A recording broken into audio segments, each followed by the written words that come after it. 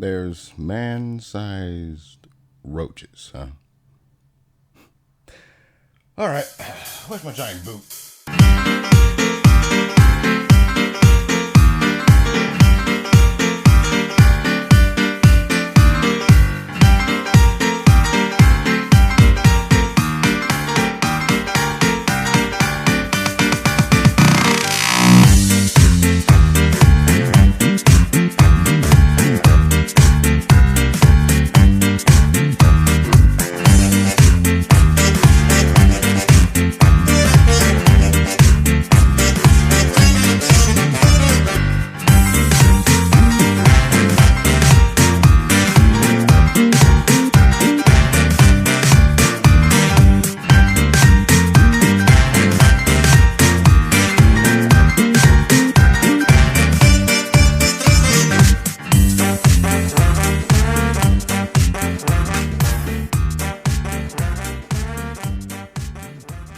The background of this movie goes as follows.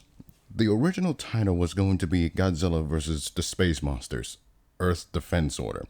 Obnoxious titles strike again. And you better pay attention to this story.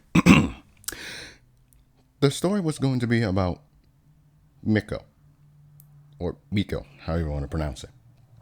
An alien resembling a brain whose mission is to conquer the Earth using Ghidorah, Gigan, and another monster that I will mention in the next review.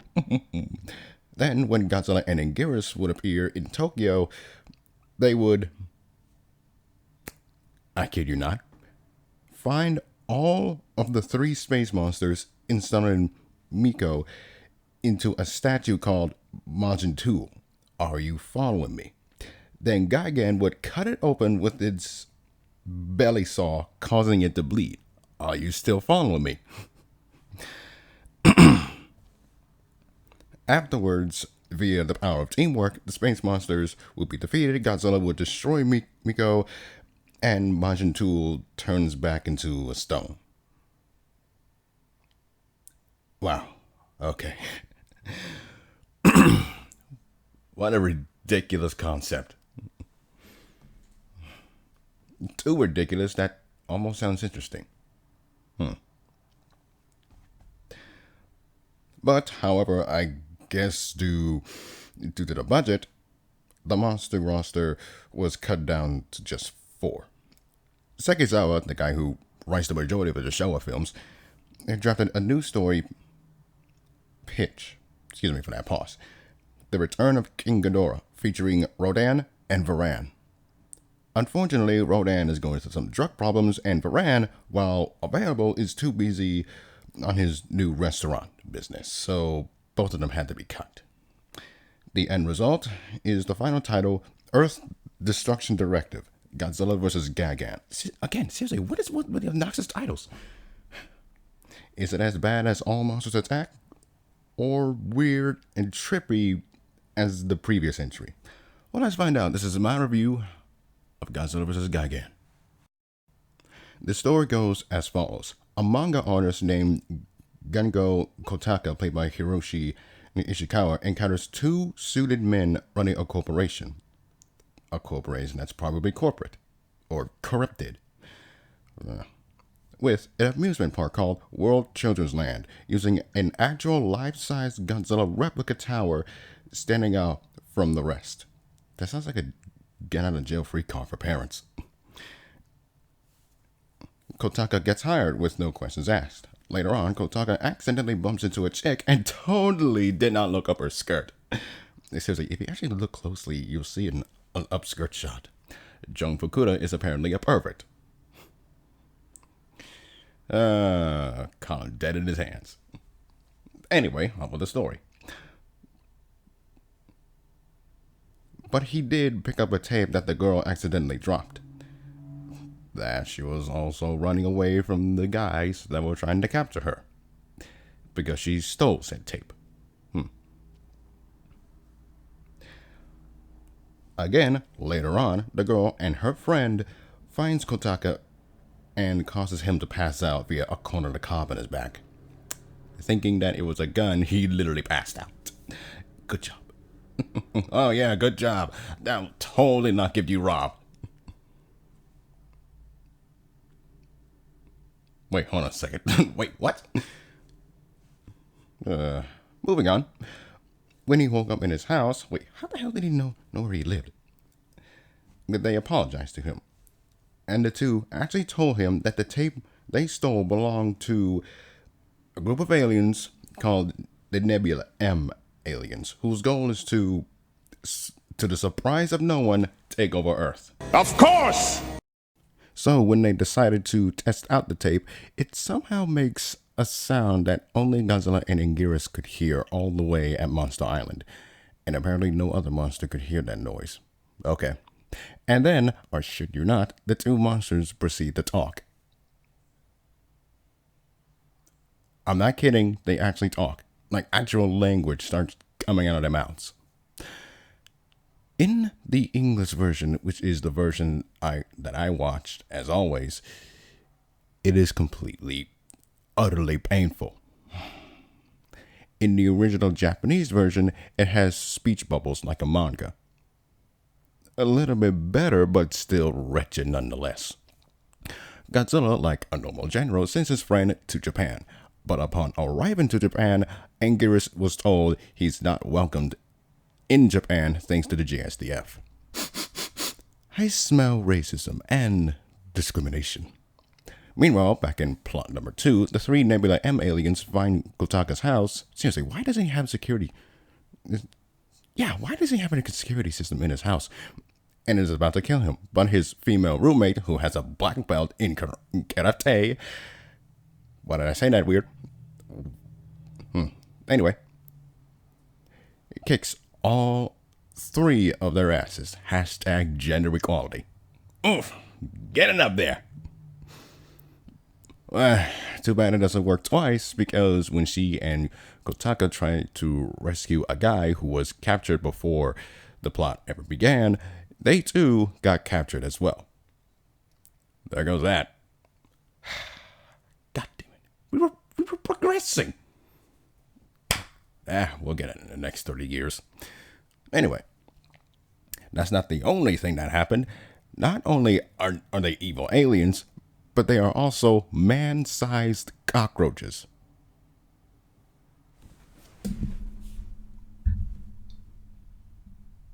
Yep, I'm gonna need a bigger shoe. Jesus, I just bumped in my microphone like an idiot.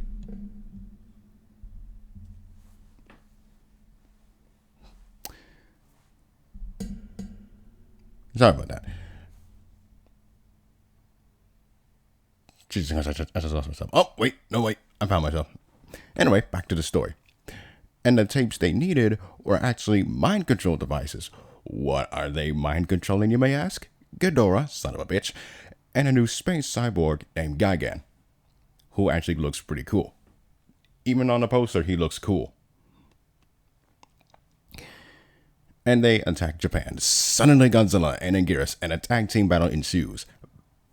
Meanwhile, again, back in plot number 2, the 3 prisoners escape and inform the JSDF of their presence. Meanwhile, like Clint Eastwood in the Dollar trilogy before him, Godzilla gets fucked right the hell up. Even after the Godzilla Tower is destroyed by the main humans, he still gets fucked up. Bleeding from the shoulder, thrown like a ragdoll, and having his head busted open by Gigan's claws. Ouch. Poor King. Jesus Christ. He was the original Mick Foley. And his skin is even peeling off. Oh wait, that's the suit. And Anguirus, while not getting the same punishment, still gets his dues. Now that I think about it, Anguirus literally barely does anything. He barely helps out Godzilla. He just lets him get his ass kicked. Like, what kind of a sidekick are you? Suddenly, Godzilla is strong again. What to say? What are those 3 words that I always like to use when sudden events like this happen? Oh, there it is. Damn you shenanigans. And he's starting to make his comeback. Even Anguirus gets in the hot tag and doesn't moves in. And because of that, the two space monsters cheesed it back into space. On the way back to Monster Island, Godzilla lectures Anguirus on fighting for himself for a change and asks, "How do you feel about projectile attacks?" Stay tuned after the 2-minute break for my final thoughts. In the meantime, here's some random music to keep you occupied. We'll be right back.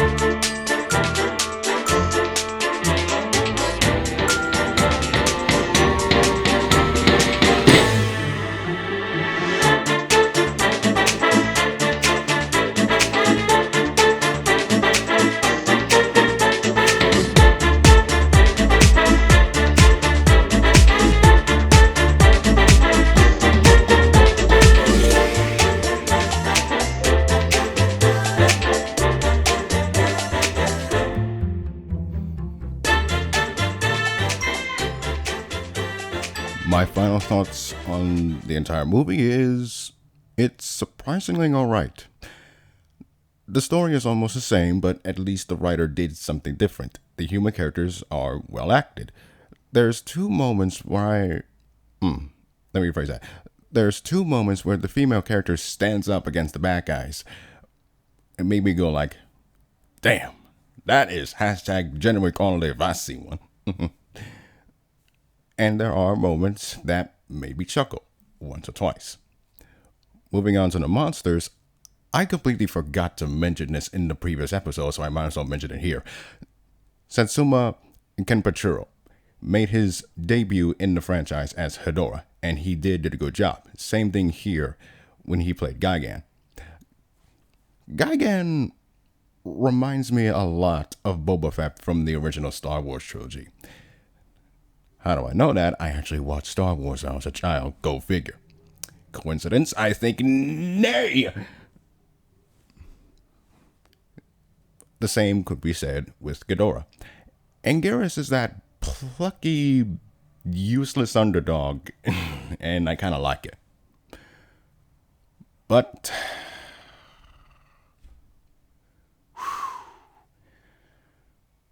as one made his first appearance, there is one that's making his last. And this is going to hit you guys the most. Nakajima Haruo. While he would stay employed to Toho afterwards, this is his last role as Godzilla. And this is the last time he will ever be a suit actor. What a way to go out. He portrayed Godzilla as something that is, as I said earlier, pulling a Clint Eastwood in the Dollar Trilogy. Holding his own against the bad guys, getting beaten pretty bad and pretty hard, and then making a comeback. Although it kind of doesn't make any sense on how he became strong again. I would love an explanation. Thank you very much. You can't get everything, it seems. Aside from that, I can't say this is a bad way to retire after, up to that point, 23 years of suit acting. If you look up on YouTube, there is a video where Nakajima-san is wearing a Godzilla suit for the last time. It puts a smile on your face, and actually put a smile on my face as well. On March 9th, 2007, Great Big Story uploaded a video titled The Man Who Played Godzilla, and I highly, highly, highly recommend it. Link will be in the description. Tragically, 5 months later, on August 7th, 2017, the man who played the king passed away at the age of 88. Now, on to more of a lighter note, pun intended. Akira Fukube returns to compose the score, and aside from a really, really, really good intro, the music here is kind of recycled. I appreciate it if it's recomposed, but not taken from a previous movie and inserted it into a new one. I'm pointing at you, boy. He would do it in the next era, but at least he actually recomposes them. I just wish he did the same here. Overall, Godzilla vs. Gigan is a surprisingly enjoyable film. Well written and well directed, it breaks the trend of military needs to stop the aliens. Jesus Christ, I screwed that sentence up. And actually have the young teenagers, for a change, figured out a strategy. However, the continuous trend of stock footage and recycled music, in most areas anyway, I can't give this film a score any higher than 70 Godzilla teabags out of 100. Good for a double rent. God, my neck is hurting. That's good. I feel good. Alright, so next time I'll be reviewing... Are you serious?